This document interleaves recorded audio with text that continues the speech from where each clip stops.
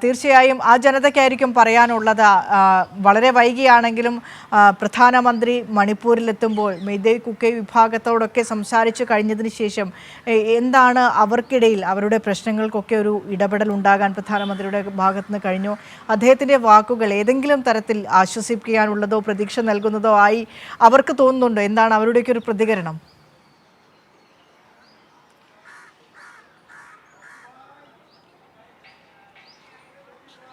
വിനിഷ, മണിപ്പൂരിലെ കലാപം ആരംഭിച്ച് 2 വർഷത്തിന് ശേഷമാണ് പ്രധാനമന്ത്രി നരേന്ദ്രമോദി ആദ്യമായി കഴിഞ്ഞ ദിവസം മണിപ്പൂരിൽ സന്ദർശനം നടത്തിയത്. അപ്പോൾ ഇരു വിഭാഗത്തെയും ചേർത്ത് നിർത്തിയിട്ടുള്ള പൊതുവായ ചർച്ചയ്ക്ക് പ്രധാനമന്ത്രിയും അതോടൊപ്പം BJP നേതാക്കളും തയ്യാറായിട്ടില്ല എന്നുള്ള വലിയ ആരോപണം കഴിഞ്ഞ ദിവസം തന്നെ ഉയരുകയും ചെയ്തിട്ടുണ്ട്. എന്തായാലും ഇതിന് ശേഷവും ഇത്തരത്തിൽ ഈ സമാധാന ചർച്ചകൾ പാളുന്നു എന്നതടക്കമുള്ള വിവരങ്ങളാണ് ഇപ്പോൾ പുറത്തു വരുന്നത്. മെയ്തേയ് കുക്കി വിഭാഗങ്ങൾക്കിടയിൽ വീണ്ടും വിഭാഗീയത പൊട്ടിപ്പുറപ്പെടുകയാണ്. പ്രധാനമായും ഇരു വിഭാഗങ്ങളും തമ്മിൽ ഒന്നിച്ചിരുന്നൊരു ചർച്ചയ്ക്ക് പ്രസക്തിയില്ല എന്നതടക്കമുള്ള കാര്യങ്ങളാണ് ഇപ്പോൾ 2 വിഭാഗത്തിലെയും നേതാക്കൾ അറിയിക്കുകയും ചെയ്തിട്ടുള്ളത്. അതോടൊപ്പം ചില പ്രത്യേക ആവശ്യങ്ങൾ കൂടി ഇപ്പോൾ ചില വിഭാഗങ്ങളുടെ ഭാഗത്ത് നിന്ന് ഉണ്ടാവുകയും ചെയ്തിട്ടുണ്ട്. പ്രത്യേകിച്ചും ഈ കുക്കി വിഭാഗങ്ങളുടെ ഭാഗത്തു നിന്നാണ് അത്തരത്തിലൊരു ആവശ്യം പ്രധാനമന്ത്രിക്ക് മുമ്പിൽ തന്നെ എത്തുന്നത്. അതായത് ഈ കുക്കി മെയ്തേയ് വിഭാഗങ്ങൾ തമ്മിലുള്ള ഈ മേഖലകൾ ഒരു കേന്ദ്രഭരണ പ്രദേശമാക്കി മാറ്റണമെന്നുള്ള ആവശ്യമാണ് ഈ കുക്കി വിഭാഗങ്ങൾ മുന്നോട്ട് വെച്ചിട്ടുള്ളത്. അതൊരു നിവേദനമാക്കി കൊണ്ട് തന്നെ പ്രധാനമന്ത്രിക്ക് കൈമാറുകയും ചെയ്തിട്ടുണ്ട്. എന്തായാലും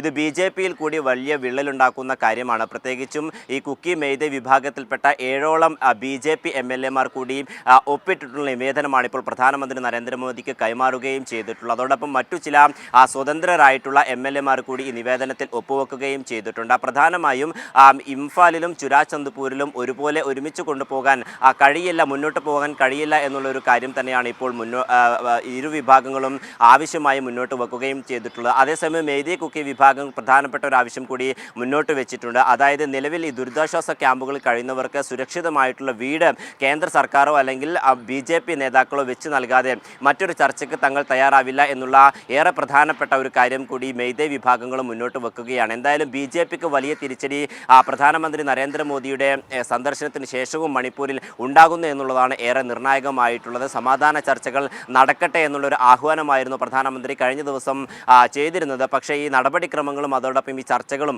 പാളുന്നു എന്നുള്ളത് തന്നെയാണ് വ്യക്തമാവുകയും ചെയ്യുന്നത്. നേരത്തെ തന്നെ ഇത്തരത്തിൽ ഈ ചർച്ചകൾ നടക്കുന്നില്ല, അതായത് ഇരുവിഭാഗത്തെയും ഒരുമിച്ചിരുത്തിയുള്ള ചർച്ചകൾ നടക്കുന്നില്ല എന്നുള്ള ആരോപണം നേരത്തെ ഉയരുന്നതും ചെയ്യുന്നിരുന്നു. ഇതിന് പിന്നാലെയാണ് പ്രധാനമന്ത്രി കഴിഞ്ഞ ദിവസം മണിപ്പൂർ സന്ദർശിക്കുകയും വലിയ ആഹ്വാനങ്ങൾ നൽകുകയും ചെയ്തിട്ടുള്ളത്. ഇതിനുശേഷവും BJP നേതാക്കൾ അടക്കമുള്ള ആളുകൾ ഇരുവിഭാഗത്തെയും ഒരുമിച്ചിരുത്തിയുള്ള സംയുക്തമായിട്ടുള്ള ഒരു ചർച്ചയ്ക്കും സമാധാന അന്തരീക്ഷം പുനഃസ്ഥാപിക്കുന്നതിനായിട്ടുള്ള നടപടികൾ സ്വീകരിക്കുകയും ചെയ്തിട്ടില്ല. അതേസമയം ഇത്തരം ആവശ്യങ്ങൾ ഈ മെയ്തേയ് കുക്കി വിഭാഗങ്ങൾ മുന്നോട്ട് വെച്ചിട്ടുള്ള ആവശ്യങ്ങൾ അംഗീകരിക്കാതെ പൊതുവായിട്ടുള്ള ചർച്ചകൾക്ക് ഇല്ല എന്നുള്ള നിലപാട് തന്നെയാണ് ഇപ്പോൾ ഈ മെയ്തേയ് കുക്കി വിഭാഗങ്ങൾ മുന്നോട്ട് വെക്കുകയും ചെയ്തിട്ടുള്ളത്. എന്തായാലും പ്രധാനമന്ത്രിയുടെ ഒരു യാത്ര, അത് സന്ദർശനം, അത് വെറും പ്രഹസനമാണ് എന്നുള്ളത് നേരത്തെ തന്നെ പ്രതിപക്ഷ പാർട്ടികളൊക്കെ തന്നെയും ആരോപിക്കുകയും ചെയ്തിട്ടുണ്ട്. അത് വലിയ തിരിച്ചടിയാകുകയും ചെയ്യുന്ന ഒരു സാഹചര്യത്തിലേക്ക് തന്നെയാണ് ഇപ്പോൾ നീങ്ങുകയും ചെയ്യുന്നത്. വിനിഷ.